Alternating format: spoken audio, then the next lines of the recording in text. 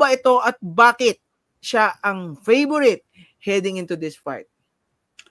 Well, we're talking El Vaquero Emmanuel Navarrete, mga kaibigan, multi-weight division champion, junior featherweight, junior lightweight. Recently, he made an attempt at a 4th division title. Natalo nga lamang kay Denis Berinchyk. Nakilala siya doon kay Isaac Dogbo. Remember, back when he was a 122-pounder. Pag nakita niyo po itong laro ng Emmanuel Navarrete, mga kaibigan, kung kayo ay trainer at nakita nyo yung laro ng Navarrete, ay puro failing grade ang ibibigay nyo kay Navarrete. Because yung kanyang estilo talaga, hindi sumusunod sa alituntunin ng boxing. Number one, fundamentally. Tingnan po ninyo yung footwork niya. Wala siyang footwork, siya nga mismo natatapilok sa sarili ng balance. Wala siyang balance. Yung kanyang suntok, JM, very, very wide. Ang luwag, yung kanyang suntok, mga kaibigan, hinihila pa niya mula tawi-tawi. Yung kanyang suntok, ang layo ng pinanggagalingan. Very wide. Parang hinihila pa niya sa pinakailalim ng canvas yung suntok niya. Bukas na bukas siya. Yan malayo ka, mag-uppercut. Napakalayo ng uppercut niya. Hindi ba dapat ang advice ng trainer? If you want to throw an uppercut, dikdikan sa loob. Because open ka to counter Ang layo. But the thing is, he gets away with it. He gets away with it. Why? Because yung kanyang, number one, of course, durability. Number two, yung kanyang punch output. He overwhelms you. He does not knock you out with one punch. What he does is that he takes you out bit by bit. Uunti-untiin ka niya hanggang sa luupos ka ng parang kandila. Because yung kanyang work rate, he is a tireless workhorse. Suntok ng suntok Paano ka ba naman? Suntok ng suntok na para bagang ang punches will be obsolete tomorrow. Ganun siya Ganun ang mindset niya Parang bukas babawal na. Umiisang libo per fight yan. Bumato. Grabe yung cardio niyan. High octane. And that's why he gets away with it. Talagang maaaring maganda ipapakita mo, pero the thing is, he overwhelms you. That's the thing. He overwhelms you. That's why he gets away with it. He's tough. He overwhelms you. Although, sabi nga po natin, he is far from being invincible. Nagtangka siyang umakyat sa lightweight. Tinalo siya ni Denis Berinchyk. Very awkward din yung Berinchyk ang estilo. Pero maraming nakapansin, bumaba ang kanyang output as a lightweight. Kaya siya balik dito ngayon sa junior lightweight. Mukhang hindi pa siya handang umakyat. He's going back. Pero sa junior lightweight kasi, he gets the advantage. Ang haba ng reach. Ang tangkad. So dito, meron siyang built-in advantage sa junior lightweight. Kaya mas preferred niya ngayon ang division na ito. Pero eventually, babalik yan sa lightweight. But for now, he wants to earn his paycheck at junior lightweight. So yan po ang Emmanuel Navarrete. Medyo iba, kakaiba talaga ang kanyang estilo. Pag tinignan mo, parang he is so easy to beat. He is so easy to beat. So easy to figure out. Nandun Kitang-kita mo yung kanyang diferensya Pero he gets away with it. Because of the work rate. Talagang tireless workhorse. His work rate and attorney, other than that, may bigat din yung kamay, mahilig siyang bumato sa bodega.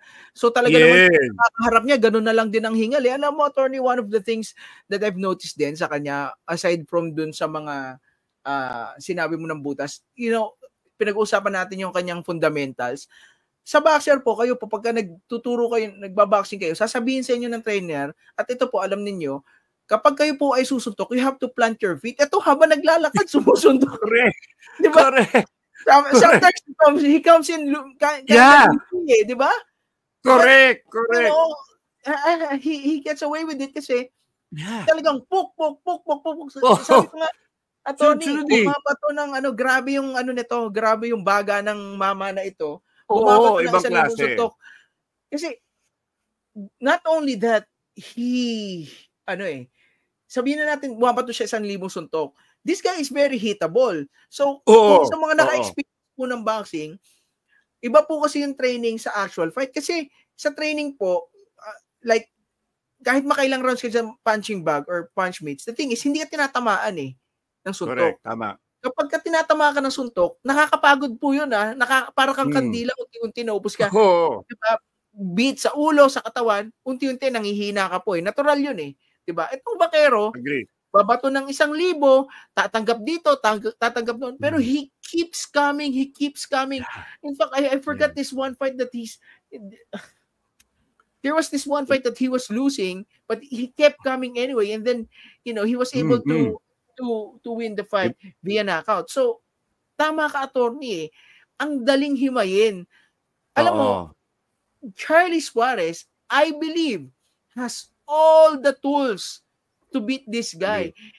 Fundamentally speaking, skill-wise, lahat po na kay Charlie para talunin niya ito. That's on paper if we are going to do a pre-fight analysis. Pero iba na yung mga kapag nasa, kasi hindi naman mga banban ng mga tinalo nito. Diba? So it's not like we cannot discount the fact that this guy has been defeating good fighters too. And again, guys, 3-division world champion yan. 3-division world champion yan. Anyway, attorney, he is enough about me. How do you see this fight going? Sabi nga natin, Charlie Suarez has all the tools, skill-wise. I think you agree with my statement to beat this guy.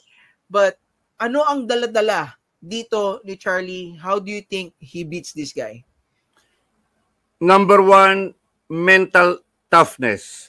Ang dala ni Charlie Suarez. Ito po ay hinubog mula pa sa kanyang amateur days. He took on a lot of recognizable names. Sabi ko nga, kasama si Lomachenko. The style of Charlie Suarez. Pag nakita nyo, high guard, ang ganda ng overhand right niya, maganda bumato, pumapasok, hindi takot, mapili sa suntok, maganda kumounter. Yan po ang mga dadalhin ni Charlie Suarez. And of course, the realization na baka ito ang kanyang first and last title shot given that he is 36 years old. So, maaaring ito na ang kanyang huling pagkakataon. Kumbaga, todo na to. And the belief, of course, that Navarrete, for all his impressive record, is actually beatable. Yes. Is actually beatable. Pwedeng talunin. Kayang talunin noong Charlie Suarez.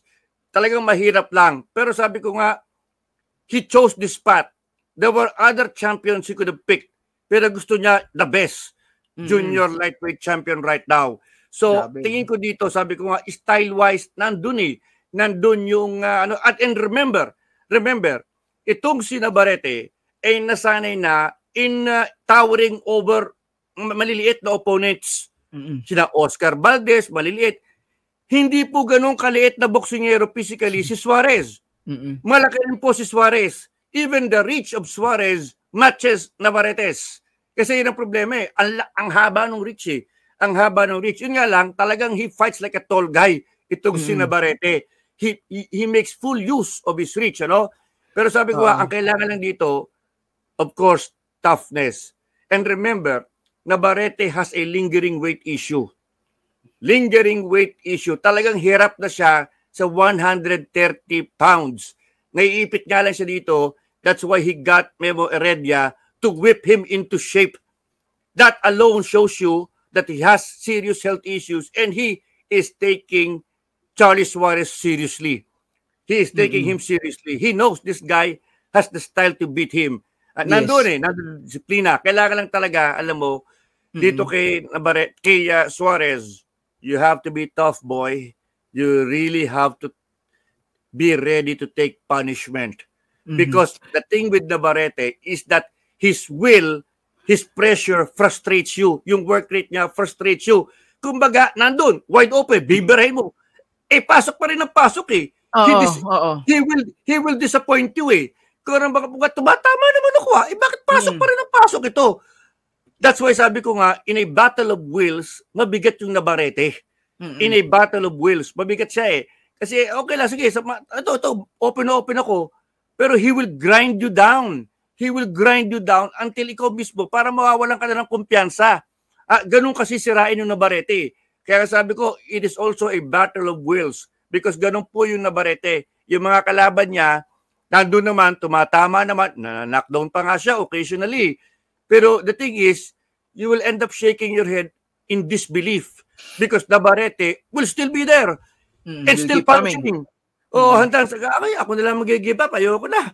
Ganun. So sabi ko nga, Charlie, number one, the mental toughness, you have to match that mindset of Navarrete. You know, totoo, ang ganda nung sinabi mo yung mental toughness, yung mindset going to this fight. Kasi I remember back in 2023, I had the chance to sit down with Charlie Suarez. Actually, kasama ko pa nun si Carl James Martin. It was during the Elorde Awards, bago mag-start yung program proper. The three of us had coffee sa isang coffee shop po doon sa isang hotel dito sa Parañaque. And talagang sobrang na-impress ako kay Charlie doon. Not only that he is a good boxer physically, the way he takes care of himself. You'll never see this guy bloated kasi marami pong ganyan na boksingero na between fights, nagbababoy, walang disiplina, and then pahirapan the next fight, unti-unti uupusin sila, diba? It's never a good thing for a boxer or any fighter in that regard. Other than his, physical state, the way he takes care of his body, kapag nakausap niyo po yung Charlie Suarez, grabe yung world champion mindset. Grabe po yung world champion mindset ng Charlie Suarez na kapag nakausap mo, the way he thinks and talks about boxing, the way he approaches the sport, talagang, my God, why? Talagang maano ka rin na, why is this guy not a world champion yet? Diba? He has the mentality, he has the skills for it, but why is he not a world champion yet? Sana, mabigyan agad siya ng world title shot. Ako nung time na yon, alam naman ng lahat kung paano ako makapag-usap. Sinabi ko rin naman kay Charlie na, Charlie, sana makuha mo na yung world title fight kasi hindi mo kakampi ang oras dito. You're not getting any younger. And mind you guys, that was in 2023. We're talking about 2025 now. Yeah. Good thing is, it's not that he looked old in that 2 years. If anything, he's been, diba? Yun nga yung magaling Yun nga yung nakaka-elib kay Charlie. It's not like he's looked old in the last 2 years. He earned this fight. Every bit of this fight, he earned his way to, getting this fight. So, when it comes to mental toughness, yung kanyang mental fortitude, talagang grabe yung disiplina, yung kanyang mindset, talagang, talagang world championship, talagang world-class athlete caliber po yung Charlie Suarez. I really wish that one day, makausap natin siya or makausap niyo siya or whatnot. You will see for yourself kung paano mag-isip yung Charlie Suarez and, may impress po kayo kapag na-discover nyo how he actually thinks and approaches the sport of boxing.